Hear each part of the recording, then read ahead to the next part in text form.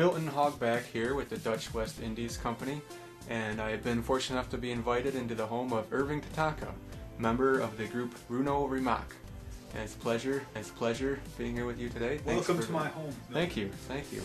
So, we're just trying to find out about the band a little bit here. I did an interview recently with Bo Squiggly, one of your band members. How was that? And it was a little bit different out in the woods, and but it was informative, and now we want to give you a chance and find out a little bit more about where you came from and what you guys do. Sure.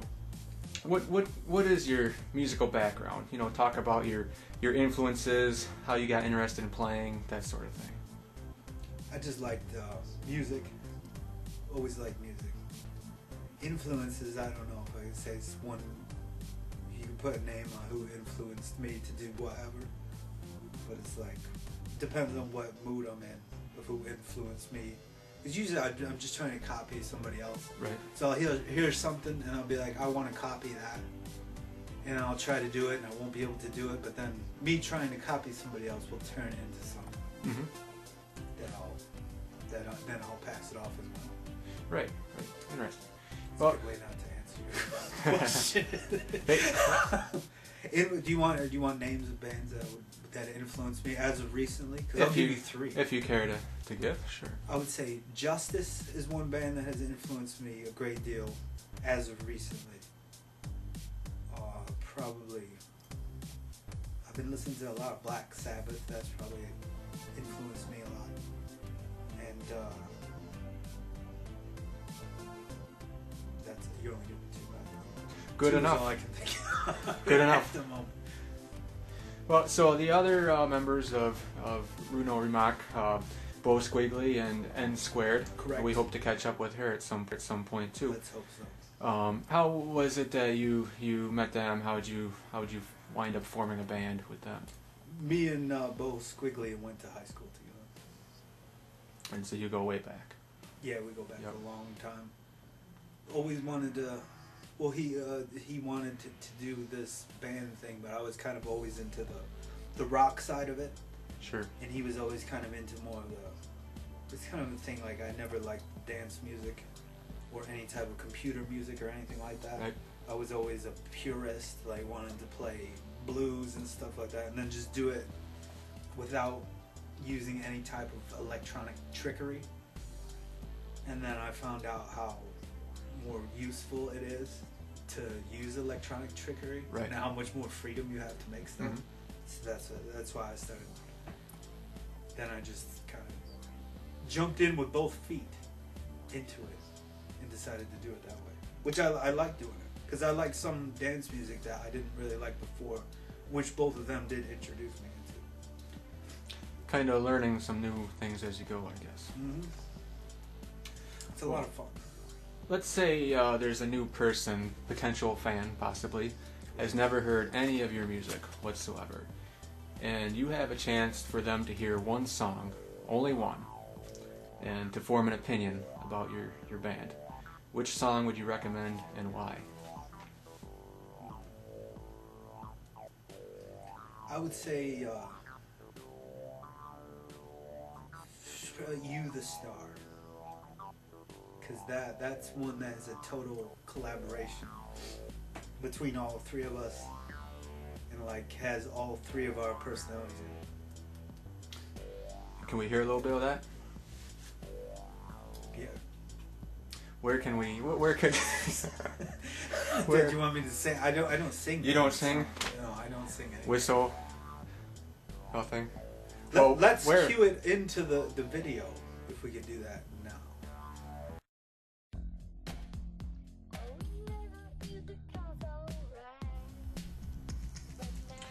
Well, as far as what you and the band have in the works right now, can you tell me what, if anything, you have in the works as far as new material? What can fans look forward to, and where can they get their hands on it? We did do albums, and we did 2 albums really fast, like two or 3 months apart. And it's just a lot of material, I think, for people to get into in a short amount of time. So now we're just going to do singles, like one song will come out whenever we got something we think is cool Mhm. enough to come out. Mhm. And then it should have a video along with it. And then once we get all those videos out, probably like 5 or 6, then we'll do an EP, which will be on the internet. All the major, like, anywhere where you'll be able to download music, like iTunes, everything's on iTunes, or it's on Bandcamp, or it's on, I think you can get it on Facebook, I think it's on Reverb Nation too. And I was spending time on your website recently. What is that? Runo Rimac, mock.com. Alright, Just so type that in. If you type that into Google, you'll find where to buy it. plenty of places for fans to find your material. If they, Yeah, if they want. it's available everywhere. It's not, Well, just tell the listening audience that Irving Tatanka and I, we met for a pre-production meal, and the kind folks at the Golden Dynasty Chinese restaurant put on quite a spread. ate tripe for the first time. Oh. I So, thought it was a fish. that's right, it's not a fish. We found that out. Yeah. It was If Runo Rimac were to become a top 40 band, you know, a top selling band, very popular, household name, if you will, would you change your eating habits? Well, what do you mean? I wouldn't eat that again? I would still eat. Oh, in general, just in general. No, I don't think so. I guess it's a more specific, poorly worded question, a roundabout way of asking would you change things about your lifestyle if you No. became popular and, dare we say, rich No, and famous? because I only know what I like now. So it's like if I had a bunch of money, I'm just gonna buy more of what I already like. But the thing about it, I like to eat a lot, so it's like I would like to go to France and then eat in France, because like it's good food in France. I've heard. If I had the opportunity to do it, I'd like to go eat. French fries and whatnot. Yeah, French fries. So you would probably just eat there more at the Golden Dynasty. No, probably not more. No, I don't know. That's a good question. I don't think I would change too much about what I already do, because I only know how to like what I already like. But I Right. will try new things and probably have more money would be allow me to try more new things. Maybe You probably wouldn't be one of these 50 car kinds of people. no. I don't do Well, some of these questions I'm asking maybe be that. better Only if drive we... one car at a time. True. Why would you have more than one? True. It's like, this is my Monday car, this is my Tuesday car. Right. This is like, well, Got to consider the maintenance cost too. yeah.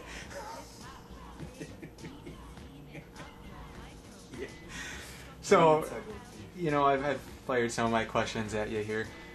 Would you like to take some questions from some of your fans? I would love to. We had some written in to the website, Yeah. and we selected a few here that we thought were some of the, I wouldn't say best, but maybe some of the most informative type of questions. Shoot.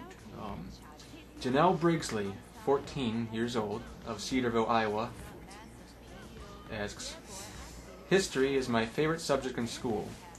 Today being Abraham Lincoln's birthday, what 3 pieces of advice would you give to him?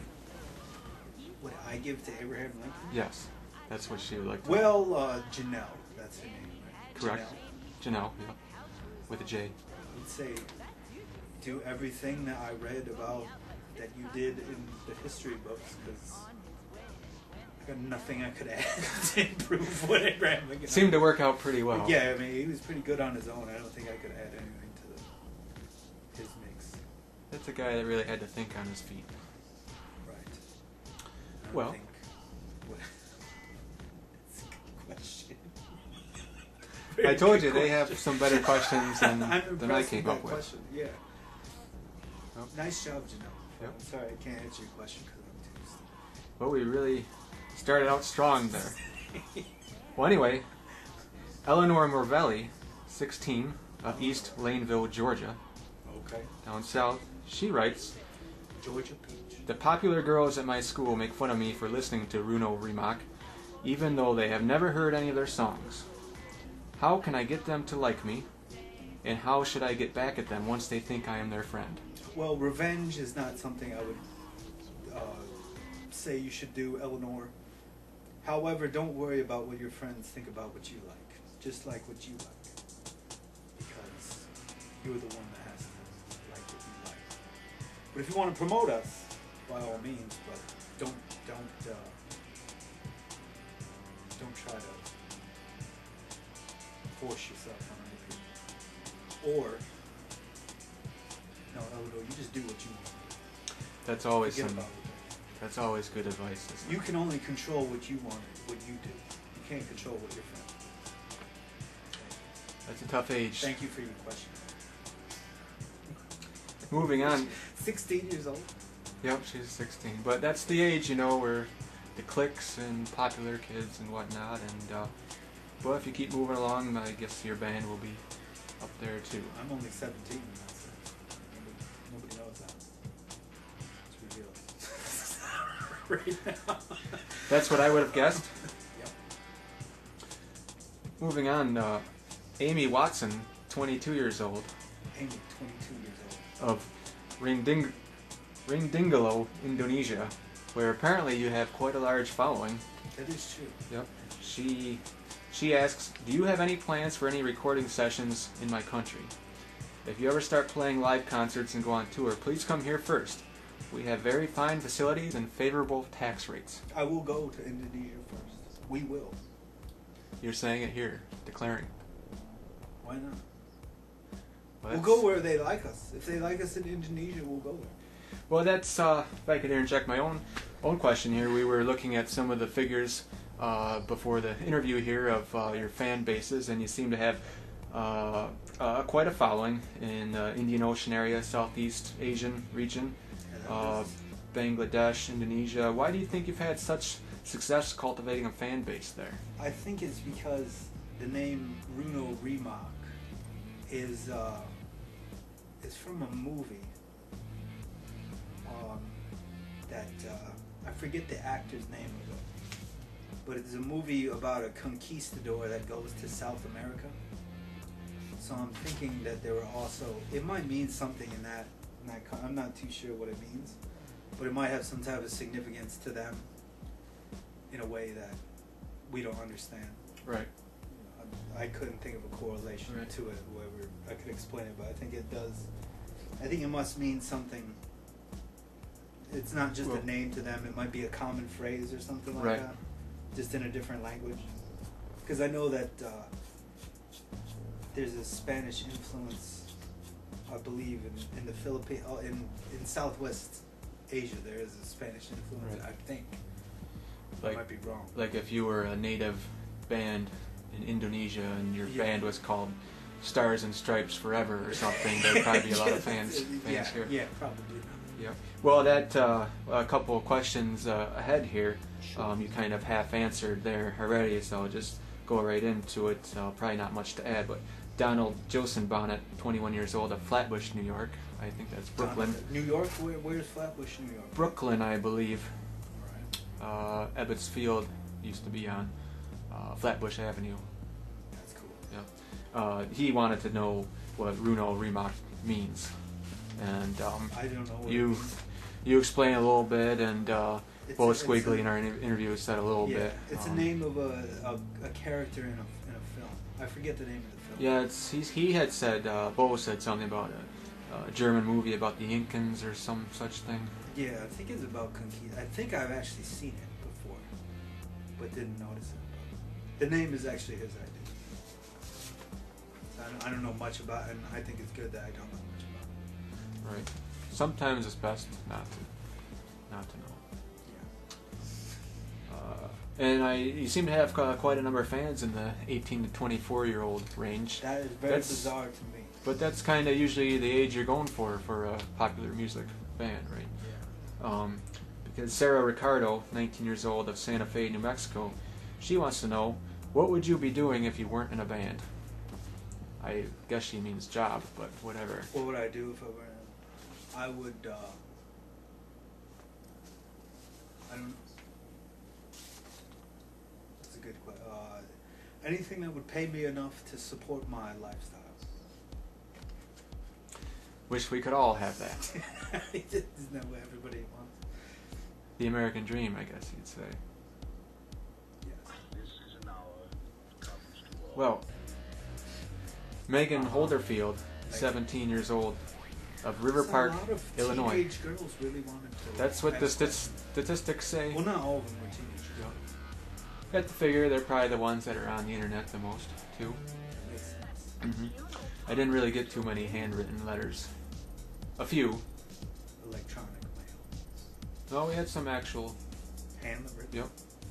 Who wrote the handwritten? It may have been this one, actually. River Park, Illinois, she says, I am the president of my senior class and am organizing a Battle of the Bands fundraiser at school for money to find a cure for and raise awareness for childhood obesity. Okay. Where's she going with this? By all means. What was her name? Amy? Megan Holderfield. Megan. Senior class president. Very impressive. Yeah. And at least they have a good goal at heart. Childhood obesity, as you know, is a terrible affliction that's rampaging the country, and she is trying to organize a fundraiser to raise money and awareness to find a cure for childhood obesity by having Battle of the Bands.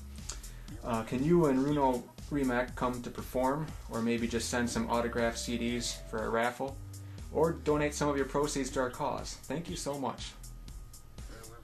Yeah, we'll do it. We'll put you down. Sure. It's awareness. Yeah, we'll do that. It is. I'm a philanthropist, as everyone knows. It was really. I know it's one of the hot topics in the political debates, and really one of the most. You know what it is. You know what the problem, the childhood obesity is that food that makes you obese is the cheapest food that you could possibly buy. Why is So that? the majority of people don't have a lot of money, so they buy the cheapest food possible, and that is why most people are obese. It's a reflection of poverty more than a reflection of anybody doing anything wrong. Yeah, where can you buy 10 hamburgers for $10.60? True. That's what you can get for $10.60. How much broccoli can you buy for $10.60? You need to practically start up a 401k to buy that much broccoli. But fascinating insight there. It's something that we've all seen firsthand, unfortunately, and fortunately I feel it's getting worse before it gets better. But hopefully Megan and her classmates, we wish you well, can help find a cure. Well, I don't even think we make CDs, actually. I think everything is digital. There might be CDs somewhere. Well, maybe it'd be something you might work on in the future. Yeah. Janelle Coronado, 18 years old, of Sault Ste. Marie, Ontario. On the Ontario side, there's also a Michigan The Canadian one. side. Yep. But she says, and gives you quite the compliment. She says, "Thank you, Hayes." She says, "You look good for as old as you are. What are your beauty secrets?" Hair conditioner that Milton's wife makes for me. It is good stuff. And, It is. Yep. Milton and I do know each other. We go way back. I was in his wedding. Yep. That's true. Yep. And he took the route of the musician, and I went the journalism route. Correct. And now here we are again. Well, there are many more questions from your fans that we can get to another time. There's a sack full of letters in the back. This is sack. But Okay. back to one last question for me. Sure. Good. If you could sum up one overriding theme or one lasting message behind all of your music, what would it be? In other words, many years from now, people look back and say, Runo Rimac, they were all about what? Dancing. That's all I can say. We're not trying to do anything to move anybody's minds in any certain direction. It's something you can listen to and go, oh, I like that. Because that's all I do with music anyway. I treat it very naively. And say like, well, I like that. I don't really try to look into what the music is about and what anybody's trying to say. It's just something that pleases my ears. Because actually scientists say that the only reason you like music is because it vibrates a certain way that actually pleases you. You don't even know why you like it. I'm not trying to talk anybody down, but a lot of times people will just like a certain beat, a certain set of notes just sound pleasing to people, and you know, that's all we're trying to do. Trying to spread some happiness to people. Well, I have to say that is pretty refreshing to hear. So happiness is what? If anybody could say anything. Happiness. We're trying to spread happiness. And anti-childhood obesity. Correct.